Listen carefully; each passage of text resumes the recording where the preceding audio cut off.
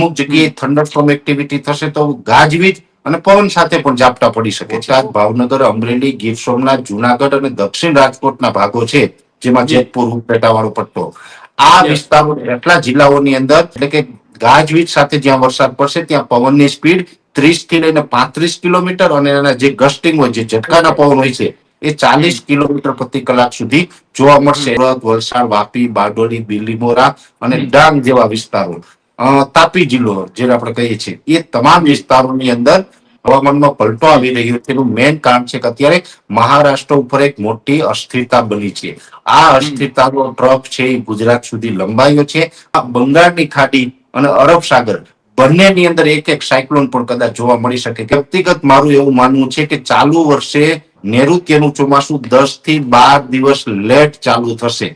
આમ જોઈએ તો 2025માં માર્ચ મહિનો છે તેમાં ખૂબ તાપમાન છે ઊંચું જોવા મળ્યું છે, અને એમાં પણ હવામાન નિષ્ણાત પરેશભાઈ ગોસ્વામીએ જે રીતે આગાહી કરી હતી તે મુજબ 30 અને 31 માર્ચનો દિવસ છે તે ખૂબ ગરમ જોવા મળ્યો. ગઈકાલે 30 માર્ચનો દિવસ છે, કદાચ કહી શકાય કે માર્ચ માસમાં સૌથી કહી શકાય કે તાપમાનનો પારો છે તે ઊંચો જોવા મળ્યો.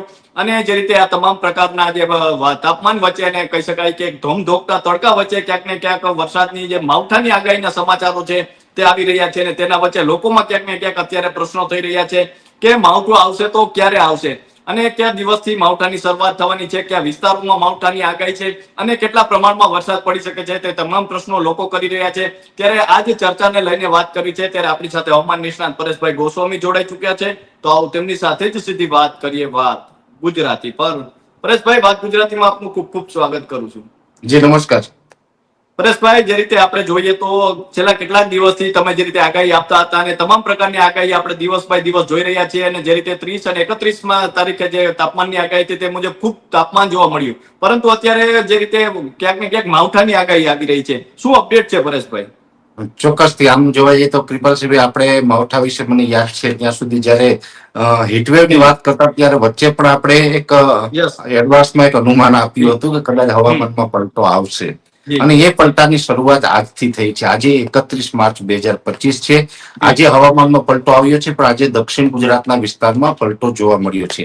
દક્ષિણ ગુજરાતની અંદર પણ ખાસ કરીને ડાંગ, આહવા અને વલસાડ જેવા વિસ્તારો છે કે ત્યાં વાદળછાયું વાતાવરણ થયું છે. મને એવું અનુમાન છે મારું કે લગભગ મોડી રાત સુધીમાં ત્યાં છૂટાછવાયા ઝાપટા પણ પડશે. હવે સૌપ્રથમ તો જે આ હવામાનમાં પલટો આવી રહ્યો છે એનું મેઇન કારણ છે કે અત્યારે મહારાષ્ટ્ર ઉપર એક મોટી અસ્થિરતા બની છે. આ અસ્થિરતાનો ટ્રફ છે એ ગુજરાત સુધી લંબાયો છે, અને એનો ટ્રફ ગુજરાત સુધી લંબાવવાને કારણે ગુજરાતમાં માવઠાની શક્યતાઓ છે. જો કે આ માવઠું છે કોઈ એટલું તીવ્ર માવઠું નથી કે હેવી માવઠું નથી કે જેને કારણે વધુ પડતું નુકસાન થાય. આ એકદમ છૂટાછવાયા અને સામાન્ય ઝાપટા પડવાના છે, પણ ઝાપટા ચોક્કસથી પડવાના છે. અમુક જગ્યાએ થંડરસ્ટોર્મ એક્ટિવિટી થશે તો ગાજવીજ અને પવન સાથે પણ ઝાપટા પડી શકે છે. હવે એની અંદર જે આ પરિસ્થિતિ જે જોવા મળશે એમાં આજે 31 તારીખે તો દક્ષિણ ગુજરાતમાં મેં આપને જણાવ્યા જિલ્લાઓની અંદર અસર કરશે. આવતીકાલે 1 એપ્રિલ થી આ વિસ્તારોમાં વધારો થશે, એટલે 1 અને 2 એપ્રિલ છે એમાં દક્ષિણ ગુજરાતમાં તો અસર થશે, પણ દક્ષિણ ગુજરાતની સાથોસાથ સૌરાષ્ટ્રને પણ 1 અને 2 એપ્રિલે અસર રહેશે.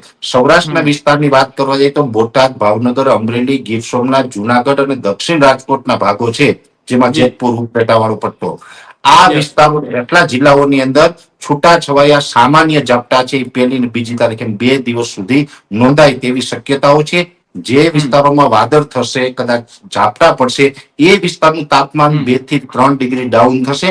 જે વિસ્તારમાં વાદળ નહીં હોય કે ઝાપટા નહીં હોય એ તમામ વિસ્તારો સૌરાષ્ટ્રના હશે, એનું તાપમાન તો 40 થી લઈને 42 ડિગ્રીની રેન્જમાં રહેશે. એટલે અમુક વિસ્તારમાં આપણો તાપ પણ પડશે ને છૂટાછવાયા ઝાપટા પડશે. 1, 2 તારીખ 2 દિવસ સૌરાષ્ટ્ર અને દક્ષિણ ગુજરાતમાં પડી જશે.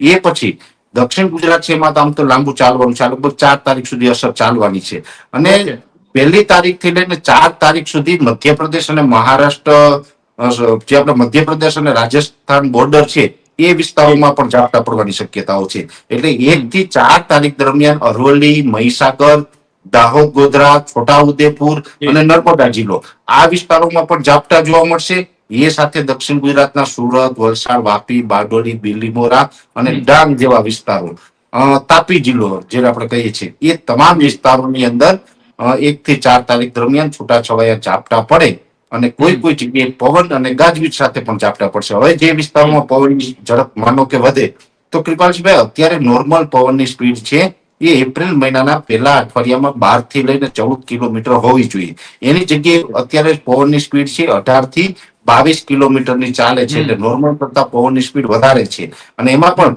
થંડરસ્ટોર્મ એક્ટિવિટી થશે, એટલે કે ગાજવીજ સાથે જ્યાં વરસાદ પડશે ત્યાં પવનની સ્પીડ 30 થી લઈને 35 કિલોમીટર અને એના જે ગસ્ટિંગ હોય, જે ઝટકાના પવન હોય છે, એ 40 કિલોમીટર પ્રતિ કલાક સુધી જોવા મળશે. એટલે અમુક વિસ્તારમાં ગાજવીજ અને પવન સાથે પણ વરસાદ પડશે. એટલે આ રીતે જે 1 થી 4 તારીખ દરમિયાન શક્યતાઓ છે. જો કે સૌરાષ્ટ્રની અંદર 1લી ને 2જી તારીખ 2 દિવસ જ અસર રહેશે.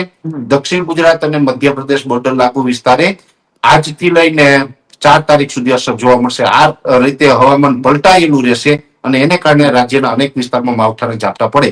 જોકે આજે આ વાત સાથે હું આપને એક આગોતરું અનુમાન એ પણ આપી દઉં કે આ માવઠું ઓછી તીવ્રતા વાળું છે, છૂટાછવાયા ઝાપટા પડવાના છે અને આ 1 થી 4 ની અસર છે. પણ આવનારા સમયમાં એટલે કે લગભગ 10 એપ્રિલ થી લઈને 17 એપ્રિલ વચ્ચે છે ને એક મોટો પલટો આવશે. એમાં આના કરતા વધારે તીવ્રતા વાળું માવઠું પણ આવશે. એટલે માવઠું તો આગળ ઉપર પણ આપણે જોવા મળશે અને અત્યારે જોવા મળી રહ્યું છે. માવઠું જયારે થશે ત્યારે એ સીમિત વિસ્તારો હોય કે જે વિસ્તારોમાં માવઠું થાય એ વિસ્તારોનું તાપમાન ઘટશે. બાકી તો સંપૂર્ણપણે એપ્રિલ મહિનો છે આપણે 40 થી લઈ અને 43 ડિગ્રી અને આઇસોલેટેડ એરિયાની અંદર 43 પ્લસ તાપમાન પણ આપણે રહેવાનું છે. કૃપાલસિંહભાઈ, પરેશભાઈ, જે રીતે તમે વાત કરી કે માવઠાના ઝાપટા પડશે, સાથે સાથે પવન ને ગાજવીજ પણ જોવા મળશે, તો કોઈ વાવાઝોડાની કે એવી આગાહી અત્યારથી દેખાઈ રહી છે કે એવું કોઈ અપડેટ છે? જે બે વાત છે કે વાવાઝોડું છે અત્યારે હોય નહીં, કેમ કે વાવાઝોડું છે દરિયાની અંદર જયારે પણ લો પ્રેશર બને અને એ લો પ્રેશર છે ઇન્ટેન્સિફાઈ થાય અને વેલમાર્ક લો પ્રેશર હોય, ડિપ્રેશન છે, ડીપ ડિપ્રેશન, અને ડીપ ડિપ્રેશન મજબૂત થાય તો સાયક્લોન બનતું હોય છે. અત્યારે કોઈ એવી સિસ્ટમો સક્રિય ના હોય. બીજા નંબરની અંદર વાવાઝોડાની કેટેગરી આપણે ત્યારે આપી શકીએ કે જ્યારે એની પવનની સ્પીડ છે મિનિમમ 60 થી 65 કિલોમીટર પ્રતિ કલાક કરતા પણ વધવી જોઈએ. અત્યારે એટલી ઝડપના પવન પણ ફૂંકાવાના નથી. હા, એ જે વિસ્તારમાં ઝાપટું પડતું હોય લોકલ એટલા વિસ્તાર પૂરતું થોડીક પવનની ઝડપ વધે એટલે પવન ફૂંકાય. બાકી વાવાઝોડું આવે તેવી હાલ કોઈ શક્યતાઓ નથી. એટલે કોઈ વાવાઝોડાથી ડરવાનું નથી. સામાન્ય રીતે એપ્રિલ મહિનામાં તો ભાગ્યે જ ક્યારેક બને, બાકી એપ્રિલ મહિનામાં વાવાઝોડું બનતું પણ ન હોય. વાવાઝોડાની સિઝન છે જેને અત્યારે હવે પછી એપ્રિલ પછી મે મહિનાથી જે વાવાઝોડા બને એને આપણે પ્રી મોન્સૂન સાયક્લોન કહેવાય છે. અને એ મે મહિનો અને જૂન મહિનાની લગભગ એન્ડ સુધી 30 તારીખ સુધી વધારે પ્રબળ શક્યતા હોય. ક્યારેક ક્યારેક એવું બને કે 1 થી 15 જુલાઈમાં પણ વાવાઝોડા બનતા હોય, પણ 1 થી 15 જુલાઈમાં ભાગ્યે જ ક્યારેક બનતા હોય. બાકી મે અને જૂન મહિનો છે એ આપણે સાયક્લોન માટેનો સમય ગણાય. અત્યારે આપણા સાયક્લોનનો સમય પણ નથી. બીજા નંબરની અંદર અત્યારે જે આ વરસાદી ઝાપટા પડે એને પ્રી મોન્સૂન એક્ટિવિટી પણ ન ગણાય. હા, મે મહિનામાં તો પ્રી મોન્સૂન એક્ટિવિટી થતી હોય ત્યારે ઝાપટા પડે એને આપણે પ્રી મોન્સૂન એક્ટિવિટી ગણી શકાય. એપ્રિલ મહિનામાં જે વરસાદ પડશે એને માવઠાના ઝાપટા કહી શકાય. અનસિઝનલ રેન જેને કહીએ છીએ, કમોસમી વરસાદ કહીએ છીએ, એ જ આપણે ગણી શકાય. અને પ્રી મોન્સૂન એક્ટિવિટી નથી ગણવાની કે નથી આપણે કોઈ વાવાઝોડું આવવાનું. આ એક અસ્થિરતા છે. એ અસ્થિરતા વધારે પડતા તો મહારાષ્ટ્ર ઉપર છે. આપણા સુધી માત્ર ટ્રફ આવ્યો છે એટલે આપણે સામાન્ય ઝાપટાથી છુટકારો છે. મહારાષ્ટ્રમાં તો આની અસર વધારે થવાની છે. અને જે ટ્રફ આવ્યો છે એ પણ મિડ લેવલનો ટ્રફ છે. મિડ લેવલનો ટ્રફ છે એટલે છૂટાછવાયા ઝાપટાઓ છે ને એ ચોક્કસથી કૃપાલસિંહભાઈ જોવા મળશે આપને. તો પરેશભાઈ, હવે કહી શકાય કે હવેથી તાપમાનનો પારો છે તે ક્યાંક ને ક્યાંક નીચો જઈ શકે છે, કારણ કે માર્ચમાં આપણે ખૂબ તાપમાન જોયું. અને આગામી દિવસોમાં કેવું તાપમાન રહેશે? કારણ કે હજુ તો ઉનાળાની શરૂઆત છે અને જે રીતે માવઠાઓની શક્યતાઓ દેખાઈ રહી છે, આપણે શિયાળામાં પણ માવઠાઓ જોયા હતા, તો ઉનાળો કેવો રહેશે ને અત્યારે તાપમાન છે તે નીચું જવાની શરૂઆત થઈ જશે? નહીં, હમણાં એપ્રિલ મહિનાના પહેલા અઠવાડિયામાં તો તાપમાન ઘટે તેવી કોઈ શક્યતાઓ નથી. 40 થી લઈને 43 ડિગ્રીની રેન્જમાં અમુક વિસ્તાર એવા હશે આઇસોલેટેડ એરિયા કે એમાં 43 પ્લસ તાપમાન થશે. એટલે એપ્રિલ મહિનાનું પ્રથમ અઠવાડિયું છે સંપૂર્ણપણે આપણે તાપમાનમાં જ પસાર કરવાનું છે. અને જ્યારે માવઠું થાય ત્યારે જે વિસ્તારમાં માવઠું થયું હોય, દાખલા તરીકે 5-10 કિલોમીટરના એરિયામાં ઝાપટા પડ્યા હોય તો એ 5-10 કિલોમીટર પૂરતું તાપમાન ઘટે, બાકી સમગ્ર ગુજરાતનું તાપમાન ન ઘટે. એટલે તાપમાનમાંથી આપણો કોઈ છુટકારો થાય તેવા સમાચારો અત્યારે ન ગણી શકાય. તાપમાન સંપૂર્ણ એપ્રિલ મહિનો અને મે મહિના દરમિયાન અસહ્ય તાપ પડવાનો છે. અત્યાર સુધી જે તાપ પડ્યો એના કરતા પણ હજુ તાપમાન વધવાનું છે. અત્યાર સુધીમાં આપણે 43 ડિગ્રી સુધી નથી જોવા મળ્યું માર્ચ મહિના દરમિયાન. હા, એક ચોક્કસથી છે કે વચમાં 1-2 દિવસ માટે આપણે 42 ડિગ્રી તાપમાન થયું હતું, પણ 43 સુધી આપણે પહોંચ્યું નહોતું માર્ચ મહિનામાં. હવે એપ્રિલના પહેલા અઠવાડિયામાં તો 43 ડિગ્રી સુધી પણ પહોંચવાનું છે. એટલે તાપમાન વધવાનું છે, ઘટવાનું નથી. આ ચોક્કસ હું માનું છું. જી પરેશભાઈ, જ્યારે પણ વાતાવરણમાં ઉતાર ચઢાવની વાત કરતા હોય ત્યારે ખાસ કરીને ખેડૂતો ખૂબ આતુરતાથી જોતા હોય છે, કારણ કે અનેક પ્રકારના પાકો હોય છે ને એમાં પણ અત્યારે ઉનાળો ચાલે છે ને કેરીઓના પાક છે, આંબા છે, અને ખેડૂતો અનેક પ્રકારના પાકો વાવ્યા છે અને તેના વચ્ચે આ જે પ્રકારે આગાહી આવી રહી છે તો ખેડૂતો ક્યાંક ને ક્યાંક જાણવા માંગતા હોય છે કે આ માવઠાથી કોઈ પાકને નુકસાન થઈ શકે છે, એવા માવઠા આવશે કે પછી શું અપડેટ છે પરેશભાઈ? જો સામાન્ય છૂટાછવાયા ઝાપટા છે, મેં આપણે કીધું એમ પવન સાથે પણ હશે. એટલે જી ઉનાળુ પાક છે જે સમર ક્રોપ આપણે કહીએ છીએ, એમાં અડદ, મગ અને તલના પાક છે, એને ચોક્કસથી નુકસાની જશે. જે વિસ્તારોમાં માવઠું થશે એમાં એ પાકોને નુકસાની જશે. જી બીજા નંબરની અંદર એટલે જે તલ, અડદ, મગ હશે ને એમાં માવઠું પડશે, એમાં પેરાવિલ્ટ નામની ડિઝીઝ આવશે. એટલે પેરાવિલ્ટને કારણે છોડ છે ને એ સુકાઈ જતો હોય ને એનું નુકસાન થાય. એવી જ રીતે આંબાના પાક છે એમાં સૌથી વધારે નુકસાન થશે. આંબાના પાકમાં વધારે નુકસાન એટલા માટે થશે, આમ તો આંબાના વાવેતર પણ એવા વિસ્તારમાં છે કે જ્યાં આગાહી પણ છે અત્યારે. એક તો વલસાડ, વાપી અને નવસારી વિસ્તાર છે કે ત્યાં આંબાના બગીચાઓ વધારે છે. સૌરાષ્ટ્રની અંદર ગીર સોમનાથ, અમરેલી અને જુનાગઢ જિલ્લો, એ વિસ્તારમાં પણ આંબાના બગીચાઓ છે. આંબાના બગીચાની અંદર આ વર્ષે શરૂઆતમાં ફ્લાવરિંગ ખૂબ સારું આવ્યું હતું. સારું એવું ફ્લાવરિંગ હતું, મોર સારો એવો લાગી ગયો હતો, પણ પાછળથી એમાં અલ્ટરનેરિયા બ્લાઇટ નામની જે ડિઝીઝ આવી, એ અલ્ટરનેરિયા બ્લાઇટની ડિઝીઝને કારણે મોર બળી ગયો હતો અને ખેડૂતોને નુકસાન થયું હતું. હજુ પણ જો આ માવઠું થશે, ઝાપટા પડશે ને પવન સાથે ઝાપટા પડશે, તો અત્યારે જે કેરી આવી છે, અત્યારે કેરીની સાઈઝ નાની હોય છે આ સિઝનમાં.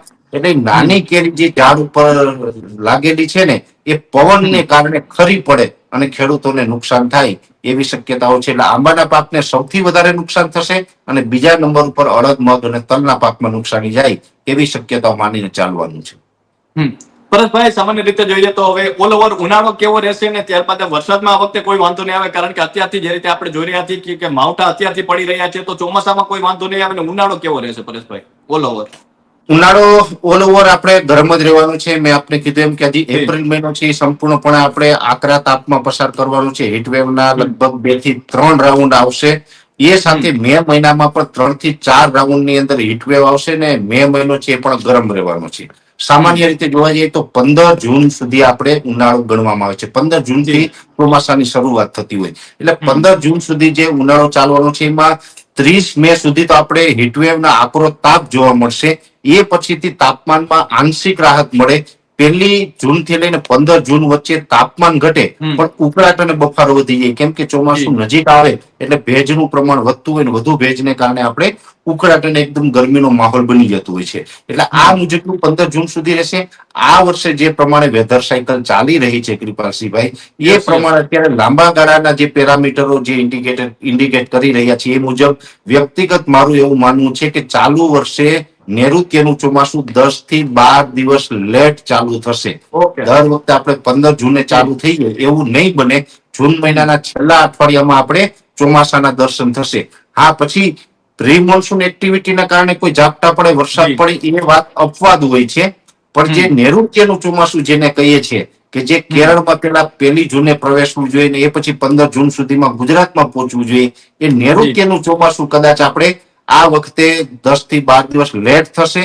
પણ એક આશંકા એ પણ છે કે 15 મે થી લઈ અને 15 જૂનનો ગાળો છે, 1 મહિનાનો ગાળો એવો છે કે એમાં બંગાળની ખાડી અને અરબ સાગર બંનેની અંદર એક સાયક્લોન પણ કદાચ જોવા મળી શકે. કેમ કે જે પ્રમાણે અત્યારે આઈઓડી પોઝિટિવ ફેઝમાં છે. આઈઓડી એટલે ઇન્ડિયન ઓશન ડાયપોલ, હિન્દ મહાસાગરનું તાપમાન, અને એની અસર બંગાળની ખાડી અને અરબ સાગરમાં જે આવી રહી છે. નોર્મલ રીતે જોવા જઈએ તો 28 ડિગ્રી કરતા સમુદ્રી તાપમાન ઊંચું જાય અને ત્યાં વરસાદી સિસ્ટમ બનવાની સિઝન આવે, વરસાદી સિસ્ટમ બને, કોઈ લો પ્રેશર બને, તો 28 ડિગ્રી કરતા ઊંચું તાપમાન હોય તો ત્યાં સાયક્લોન બનવાના ચાન્સ વધી જતા હોય, અને એ પરિસ્થિતિ આ વર્ષે અમને દેખાઈ રહી છે. એટલે વ્યક્તિગત મારું એવું માનવું પણ છે કે કદાચ ચોમાસા પહેલા એક સાયક્લોનનો સામનો પણ ભારત દેશે કરવો પડે તેવું મારું માનવું છે. જી, તો પરેશભાઈ, જે રીતે આપે અનુમાન કર્યું છે ને અનેક ખેડૂતોને જાણકારી મળશે, અને ખેડૂતો એટલા માટે જ ખાસ કરીને આપને જોતા હોય છે, તો અમારા સાથે જોડાવા બદલ અને આપનો કિંમતી સમય આપવા બદલ ખૂબ ખૂબ આભાર. તો આ હતા હવામાન નિષ્ણાંત પરેશભાઈ ગોસ્વામી. ને પરેશભાઈ, જે રીતે વાત કરી કે જે ઉનાળાનું તાપમાન છે તે ખૂબ જોવા મળવાનું છે, અને સાથે જ કહેવાય કે જે માવઠાની શક્યતાઓ છે તે મુજબ માવઠું પણ આગામી દિવસોમાં જોવા મળી શકે છે. અને માવઠામાં ક્યાંય કહી શકાય કે ખૂબ મોટા પ્રમાણમાં વરસાદ નહીં જોવા મળે, પરંતુ ઝાપટા જોવા મળશે. અને હાલ જોઈએ તો જે રીતે ખેડૂતો ક્યાંક ને ક્યાંક ચિંતામાં છે ને છે ખેડૂતો જે રીતે ચર્ચા કરી રહ્યા છે તે મુજબ આપણે જોઈએ તો માવઠાની શક્યતાઓ છે ત્યાં વર્તાઈ રહી છે. તો અત્યારે બસ આટલું જ. ફરી મળતા રહીશું વાત ગુજરાતી પર.